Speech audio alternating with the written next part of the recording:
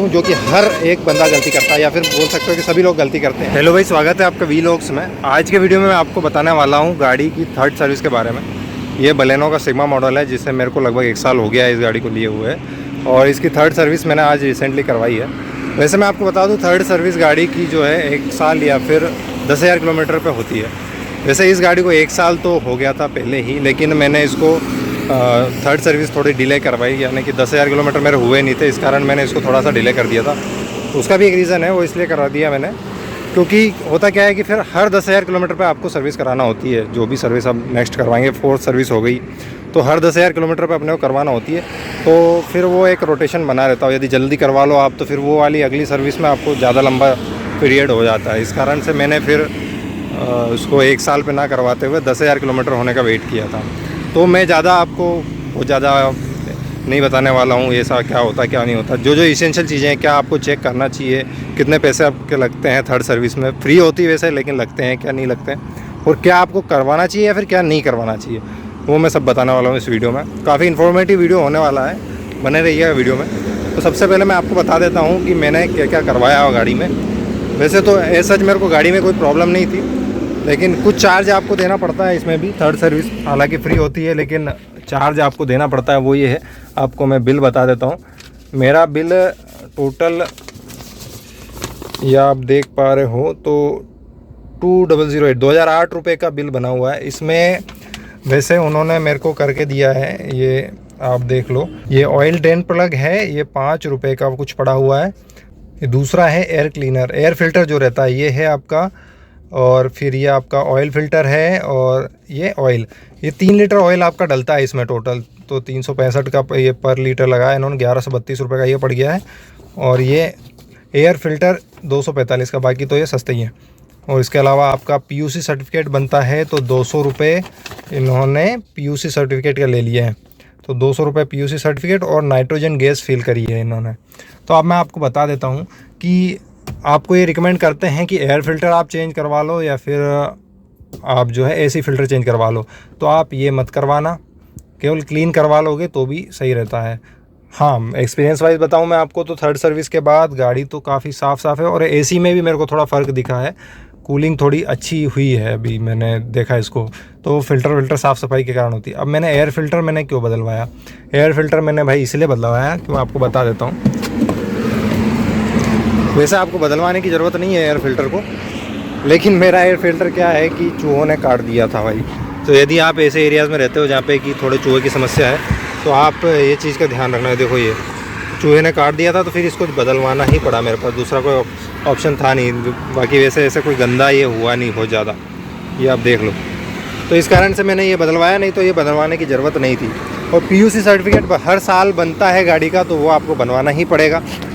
हर service पे आप माने कि PUC सर्टिफिकेट का चार्ज आपको देना है, पॉल्यूशन का। ये PUC सर्टिफिकेट इस तरह का देते हैं, ये 6 महीने में आपको इसको क्या रिन्यू करवाना पड़ता है, तो ये भी आपको करवाना पड़ता है।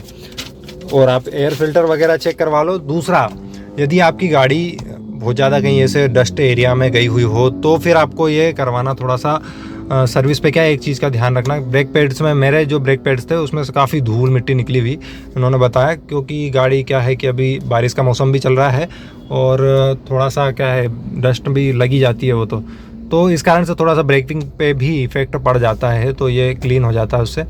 दूसरा, एक आपको एक और वो सजेस्ट करते हैं, व्हील अलाइनमेंट और वेट बैलेंसिंग। तो व्हील अलाइनमेंट आपको लगे तो ही करवाना, नहीं तो 500-600 रुपये बिगाड़ने से कोई मतलब नहीं है। आप व्हील अलाइनमेंट चेक कर सकते हो, जैसे कि आप सीधे चल रहे हो तो गाड़ी के स्टीयरिंग को यदि थोड़ा सा छोड़ के देखो, आप गाड़ी आपकी इधर उधर मूव नहीं कर रही है, नॉर्मल सीधी डायरेक्शन में जा रही है, तो आपको व्हील अलाइनमेंट कराने की कोई ज़रूरत नहीं है।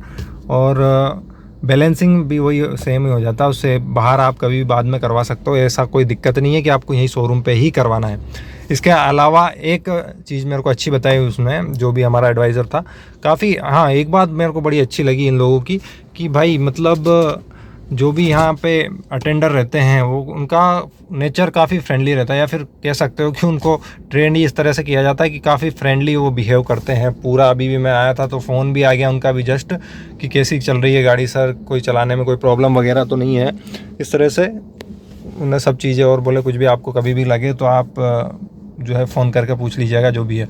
तो ये इनका सर्विस बहुत बढ़िया है भाई मारुति की, इस बारे में मैं तो इनको 5 स्टार दूंगा, 5 of 5। तो हाँ, इन्होंने एक चीज़ मेरे को बताई कि आपको हर 10,000 किलोमीटर पे आपके जो टायर रोटेट कर देना चाहिए। गाड़ी में क्या है, फ्रंट व्हील ड्राइव रहती है गाड़ी, तो ये वाले टायर्स पर ज़्यादा लोड पड़ता है, तो ये थोड़े जल्दी घिस जाते हैं, और पीछे वाले टायर अपने फ्री रहते हैं, तो ये कम घिसते हैं। तो इनको हर 10,000 किलोमीटर पर क्या रोटेट कर दो, तो उससे क्या होता है कि आपके टायर की लाइफ थोड़ी बढ़ जाती है। तो मैं इसको बाहर से करवा लूँगा टायर रोटेट, उसमें बहुत ज़्यादा खर्चा नहीं आना, 400-500 रुपये जो भी इसका खर्च होगा वो, या फिर आप चाहो तो खुद भी कर सकते हो। और एक बात और आपको मैं बता दूं, जो कि हर एक बंदा गलती करता है, या फिर बोल सकते हो कि सभी लोग गलती करते हैं। जब भी हम टायर में एयर फिल करवाते हैं तो भाई पता नहीं क्या है, क्या बांध रखा है सब लोगों ने, 35 पाउंड सब में कर देते हैं। लेकिन आप देखना, आपके ड्राइवर साइड का डोर ओपन करना, यहाँ पर आपका टायर प्रेशर जो है दिया हुआ होता है, आपको दिख पा रहा हो तो ठीक है। यहाँ पे आपका टायर प्रेशर दिया होता है कि आपकी गाड़ी में कितना टायर प्रेशर होना चाहिए। तो इसमें 29 PSI बलेनो का बता रहा हूँ मैं, यानी कि 29 पॉइंट आपको हर एक टायर में रखना है। अब देख लो आप, 6 पॉइंट जो एयर भरने वाले रहते हैं, हवा भरने वाले रहते हैं, वो ज़्यादा भर देते हैं आपकी गाड़ी में। उससे होता क्या है कि ये होते हैं आपके रेडियल, ज़्यादा हवा भरने से वो थोड़ा ज़्यादा उड़ जाते हैं, तो इससे आपके ब्रेकिंग पे, फ्यूल एफिशिएंसी बोल सकते हो, या फिर टायर की लाइफ पे भी असर पड़ जाता है। तो आप हमेशा जो आपका टायर प्रेशर मेंशन रहता है आपकी गाड़ी में, वो ही फिल करवाएं, इससे ज़्यादा टायर प्रेशर ना भरवाएं। इसके अलावा आप और ज़्यादा यदि फ्यूल एफिशिएंसी और हैंडलिंग ज़्यादा अच्छी चाहते हो तो आप इसमें नाइट्रोजन भी फिल करवा सकते हो। जैसा कि मैंने आपने बिल में देखा होगा कि नाइट्रोजन फिल करवाई है, इसमें 40 रुपये लिए उन्होंने फिल करने के। तो हो सकता है बाहर तो और कम में फिल हो जाएगी, और नहीं भी होगी तो 40 में तो होना ही है भाई। तो 40 रुपये में आप नाइट्रोजन फिल करवा सकते हो, जिससे काफ़ी फ़ायदा हो जाता है आपका।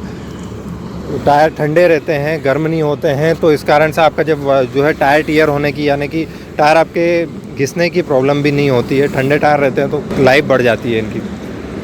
तो ये था मेरा एक एक्सपीरियंस थर्ड सर्विस का। थर्ड सर्विस वैसे तो आपकी फ्री बताई जाती है, लेकिन लगभग आपको 2000 के लगभग पे करना पड़ जाता है।